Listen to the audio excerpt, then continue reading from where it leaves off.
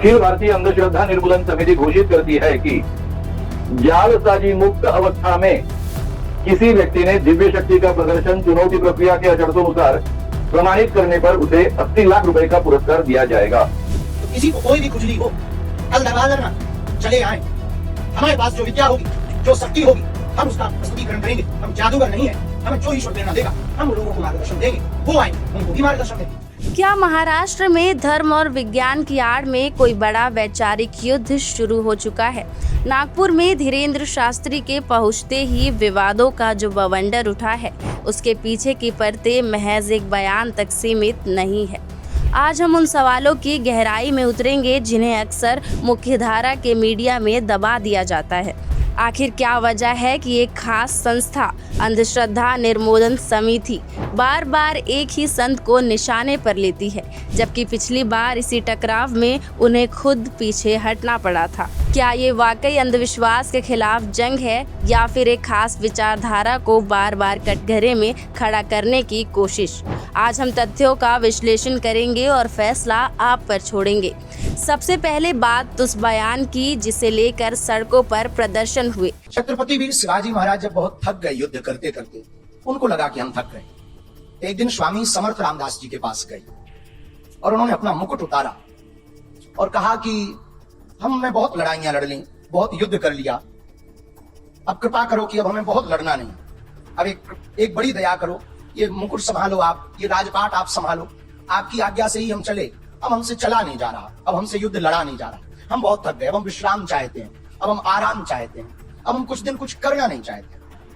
मुस्कुराते हुए स्वामी समर्थ रामदास भगवान ने कहा, ठीक है, हमें स्वीकार। धीरेन्द्र शास्त्री ने छत्रपति शिवाजी महाराज और उनके गुरु के संबंधों पर जो कहा, उसे कुछ संगठनों ने इतिहास से छेड़छाड़ बताया, लेकिन यहाँ एक तटस्थ नजरिए से देखने की जरूरत है। क्या महाराज जी का उद्देश्य शिवाजी महाराज का कद घटाना था या उस गुरु शिष्य परंपरा को रेखांकित करना था जो भारतीय संस्कृति की नींव है? खुद शास्त्री जी ने तुरंत स्पष्ट किया कि उनके मन में शिवाजी महाराज के लिए सर्वोच्च सम्मान है। जिनको पढ़कर हमने हिंदवी स्वराज की स्थापना को पढ़कर हिंदू राष्ट्र का संकल्प लिया, हम उनकी अवमानना तो दूर की बात है, स्वप्न में भी कोई निंदा करे तो हम सुन भी नहीं सकते। हमारा 1% भी इस प्रकार का कोई मत नहीं था, ऐसा कोई विचार नहीं था कि हम छत्रपति, हमने गुरु महिमा के प्रति कितने वो समर्पित थे, उस वक्तव्य को हमने गुरु महिमा के प्रति गाया था। किसी को उससे ठेस पहुंचा हो तो हम उसके लिए हृदय से क्षमा प्रार्थी भी हैं, पर हम ये भी कहेंगे कि हमारी बात को अनर्गल प्रस्तुत न किया जाए। तो क्या विरोध के स्वर इस स्पष्टीकरण के बाद भी जायज है या फिर ये विवाद को जिंदा रखने की एक कोशिश है? विवाद का दूसरा केंद्र है 80 लाख रुपए की वो चुनौती। अंधश्रद्धा निर्मूलन समिति ने इसे वैज्ञानिक कसौटी का नाम दिया है। पहले से कहा गया है कि ये चैलेंज जो होगा, ये चैलेंज आपको 2023 में दिया गया था, तब इसके लिए 30 लाख रुपए का पारितोषिक डिक्लेयर था। अभी ये प्राइस है 80 लाख का बढ़ चुका है। यानी अगर आप ये चैलेंज स्वीकारेंगे, जीत जाएंगे, तो अखिल भारतीय अंधश्रद्धा निर्मूलन समिति की ओर से आपको 80 लाख रुपए का प्राइज मिलेगा। ये चुनौती क्या है? अखिल भारतीय अंधश्रद्धा निर्मूलन समिति घोषित करती है कि जालसाजी मुक्त अवस्था में किसी व्यक्ति ने दिव्य शक्ति का प्रदर्शन चुनौती प्रक्रिया के शर्तों प्रमाणित करने पर उसे 80 लाख रुपए का पुरस्कार दिया जाएगा। यहाँ पत्रकारिता का धर्म कहता है कि हम दोनों पक्षों को देखें। एक तरफ विज्ञान है जो प्रमाण मांगता है, लेकिन दूसरी तरफ वो करोड़ों लोग हैं जिनकी आस्था अनुभव पर आधारित है। दिलचस्प बात यह है कि शास्त्री जी ने कभी खुद को भगवान नहीं कहा, बल्कि वह इसे प्रेरणा कहते हैं। इतिहास गवाह है कि पिछली बार जब चुनौती स्वीकार की गई थी, तब चुनौती देने वाले ही मैदान में नहीं थे।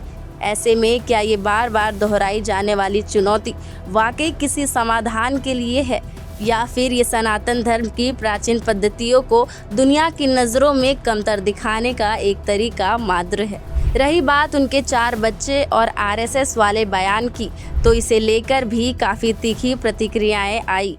हम पूरे भारत से प्रार्थना करेंगे, बच्चे तो 4 पैदा करो पर एक स्वयंसेवक संघ के लिए दो, हाँ, ताकि दूसरों को बचाने को काम आए। जहां कुछ लोग इसे राजनीतिक चश्मे से देख रहे हैं, वहीं समर्थकों का एक बड़ा वर्ग इसे सांस्कृतिक संरक्षण मानता है। क्या अपने समाज के युवाओं को राष्ट्रवादी सोच और संस्कारों से जोड़ने की अपील करना विवाद का विषय होना चाहिए? जब महाराज जी इसे बच्चों को राष्ट्रवादी बनाने की सलाह कहते हैं, तो ये एक व्यक्तिगत विचार है या कोई एजेंडा, ये समझना दर्शकों के विवेक पर निर्भर करता है।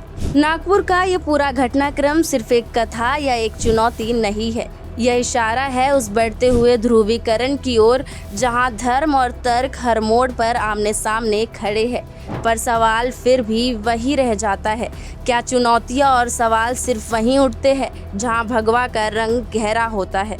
आपकी इस बारे में क्या राय है? क्या धीरेन्द्र शास्त्री को जानबूझकर टारगेट किया जा रहा है या फिर ये एक सामान्य प्रक्रिया है?